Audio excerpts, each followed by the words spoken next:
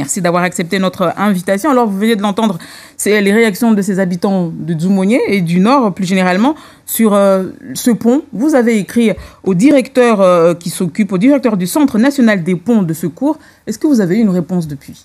On a eu plusieurs réponses et j'ai une bonne nouvelle. Ce Centre national des ponts de secours envoie mercredi, arrivent 2 experts à Mayotte pour examiner le pont et engager les travaux de remplacement que j'ai demandé, faisant écho aux attentes légitimes de la population. Moi, j'ai expliqué au directeur que je souhaitais qu'on mette un pont à 2 voies avec une voie piétonne et qui puisse supporter les poids lourds. Ça n'empêche pas les travaux qui ont déjà été promis par le gouvernement pour le contournement de Dzoumogné. Donc, il s'agit de remplacer ce pont de secours qui vraiment est vétuste, dangereux, de manière urgente. Moi, j'ai insisté sur le caractère dangereux et du danger imminent pour la population et qu'il fallait que ce soit remplacé avant la saison des pluies. Donc, mon équipe, on a été mobilisés depuis le barrage. Quotidiennement, on a appelé ce centre pour accélérer les choses. Moi, je suis heureuse de voir que l'État a répondu à notre demande. L'arrivée de ces 2 experts va permettre d'avoir une réponse immédiate et on va, nous, maintenir la pression à Paris pour qu'on arrive à une solution qui soit à la hauteur de la situation et puis des attentes légitimes. Moi, je suis d'accord avec ce qu'on a entendu. À Mayotte, on est des contribuables comme les autres.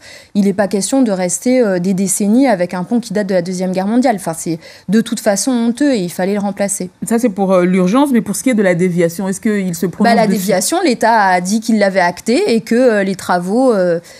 Nous, on n'a pas vu le début des travaux, mais l'un n'empêche pas l'autre. Moi, j'ai été très claire, le pont de remplacement du pont existant de Dzoumogné n'empêche pas les travaux du contournement qui ont été prévus et normalement fléchés. Alors, ça fait bientôt 1 mois, ça fera bientôt 1 mois que vous avez été élu. En vous écoutant, j'ai découvert que ça faisait bientôt 1 mois. En résumé, comment se sont passés ces premiers jours, ces premières semaines ? C'est très rapide. Moi, j'ai toujours pas mes bureaux à l'Assemblée nationale, mais j'ai mon équipe et on est au travail. J'ai pu... choisir la commission des affaires étrangères et la commission des affaires européennes pour suivre les dossiers qui sont importants pour Mayotte, la coopération régionale, faire reconnaître notre caractère de département français à l'international et puis pousser les dossiers qui sont portés par l'Union européenne pour Mayotte.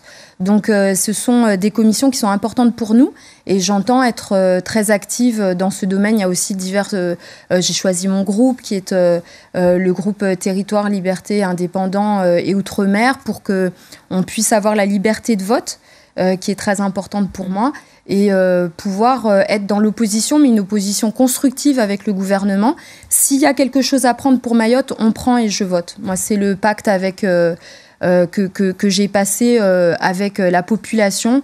On avance, on travaille sur les dossiers, donc il faut être dans un esprit de collaboration avec le gouvernement, mais un esprit exigeant. Dans la configuration actuelle du gouvernement, justement, ou de l'Assemblée, vous pensez pouvoir peser pour pouvoir faire avancer les dossiers de Mayotte ? Chaque voix compte. C'est effectivement la configuration à l'Assemblée nationale. Et lors de mes discussions avec le conseiller Outre-mer du président Macron, le conseiller Outre-mer de la Première ministre Borne, j'ai insisté sur le fait que moi j'étais constructive dans l'opposition certes, mais que nous on avait besoin d'avancées concrètes pour Mayotte. On n'est pas dans les grandes déclarations. L'égalité, on la veut maintenant, on ne va pas attendre. La question de la cherté de la vie, il y a la loi sur le pouvoir d'achat. Je rentre à Mayotte dès la fin du défilé du 14 juillet. Je rentre à Paris pour travailler sur cette loi sur le pouvoir d'achat. Il faut qu'à Mayotte, on obtienne des avancées concrètes. Moi, je ne suis pas dans les grands discours, je suis quelqu'un de pragmatique. Et j'ai fait passer ce message à Paris. On vit dans un climat de peur. Les questions d'insécurité sont vitales pour nous.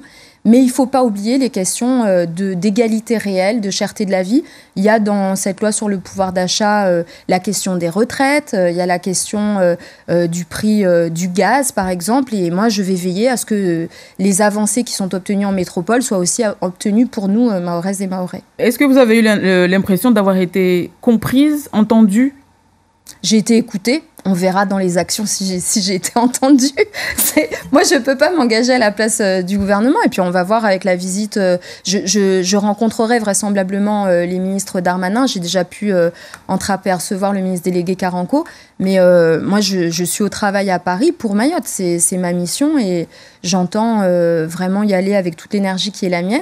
Et puis être à la hauteur des défis, et ils sont nombreux. Enfin, ça, moi, j'ai fait passer le message que vraiment Mayotte avait des attentes fortes et qu'il fallait y répondre, sans quoi on allait au-devant d'une nouvelle crise sociale qui allait être très violente. La hausse des prix pour le coût de la vie à Mayotte, c'est terrible. Enfin, on est sur une île qui est pauvre, avec des prix qui sont déjà à la base très chers. Il faut qu'il y ait des actions du gouvernement là-dessus.